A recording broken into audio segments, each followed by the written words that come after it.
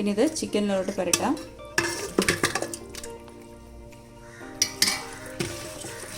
ചിക്കനിലോട്ട് പുരട്ടി നമുക്ക് സൈഡിലോട്ട് മാറ്റി വെക്കാം. ഞാനിവിടെ 5 സവാള എടുത്തിട്ടുണ്ട്. നീളത്തിൽ കനം കുറച്ച് അരിയണം. ഇത് നമുക്കിനി വറുത്തെടുക്കണം. ചിക്കൻ ചുക്കയ്ക്ക് വറുത്തെടുക്കണം. അതിനുവേണ്ടി ഞാനിവിടെ പാനിലോട്ട് വെളിച്ചെണ്ണ ഒഴിച്ചിട്ടുണ്ട്. ചൂടായതിന് ശേഷം നമുക്ക് വറുത്ത് കോരാം. നല്ല ഗോൾഡൻ ബ്രൗൺ വരെ ആക്കി വറുത്തെടുത്ത് മാറ്റി വെക്കുക. നമ്മൾ സവാളയെല്ലാം വറുത്ത് കോരി മാറ്റി വെച്ചു. ഇനി നമുക്ക് ചിക്കൻ ചുക്ക നമുക്ക് തയ്യാറാക്കി നോക്കാം. അതിനുവേണ്ടി ഞാനൊരു പാൻ അടുപ്പത്ത് വെച്ചു. പാൻ ചൂടായിട്ടുണ്ട്.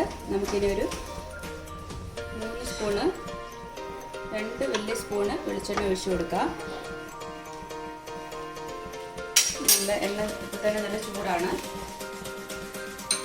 അതിലോട്ട് നമുക്ക് ഒരു വലിയ സവാളയുടെ പകുതി ഇട്ട് കൊടുക്കാം.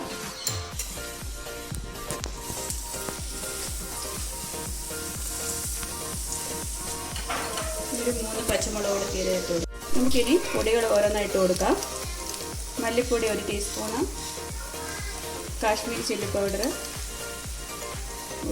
1 ടീസ്പൂൺ, കുറച്ചുകൂടെ, പിന്നെ 1/2 ടീസ്പൂൺ മഞ്ഞൾപ്പൊടി, 1 ടീസ്പൂൺ ഗരം മസാലപ്പൊടി. ഇത്രയിട്ട് നമുക്കൊന്ന് മിക്സ് ചെയ്യാം. അതിൻ്റെ കൂടെ നല്ല ജീരകം പൊടിച്ചത് 1 ടീസ്പൂണ്. പൊടി നല്ലതായിട്ടൊന്ന് നമുക്ക് മിക്സിച്ചെടുക്കാം. പിന്നെ അടച്ച് വെച്ചൊന്ന് വേവിച്ചെടുക്കാം. നമ്മുടെ തക്കാളി നല്ലതായിട്ട് വെന്തിട്ടുണ്ട്. നമുക്കിനി നമ്മുടെ ചിക്കൻ ഇട്ട് കൊടുക്കാം.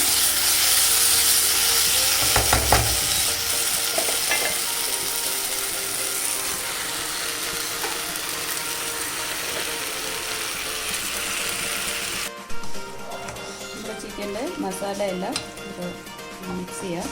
എന്നിട്ട് നമുക്ക് ഒരു 1/2 കപ്പ് വെള്ളം ഒഴിക്കാം. കുറച്ച് വെള്ളം മതി.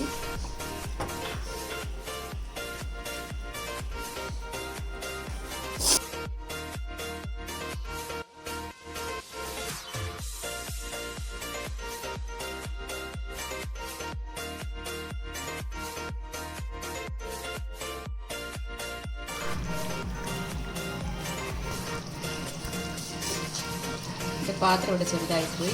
വേറൊരു പാത്രത്തിലോട്ടാക്കിയതിന് ശേഷം കുറവാണെങ്കിൽ പുളി കുറവാണ്, നമുക്ക് ഒരു അരമുറി നാരങ്ങ നീരൂടെ ഒഴിച്ചു കൊടുക്കാം. തീയിലിട്ട് നമുക്കൊന്ന് വേവിച്ചെടുക്കാം.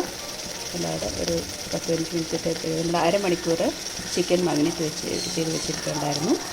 നമുക്ക് ഇതൊന്ന് വേവിച്ചെടുക്കാം. നമ്മുടെ ചിക്കൻ ചുക്ക ഇവിടെ റെഡി ആയിട്ടുണ്ട്. എല്ലാവരും ട്രൈ ചെയ്യുക. ട്രൈ ചെയ്തിട്ട് ഇഷ്ടമായെങ്കിൽ ലൈക്ക് ചെയ്യാനും ഷെയർ ചെയ്യാനും സബ്സ്ക്രൈബ് ചെയ്യാനും മറക്കല്ലേ. Thank you.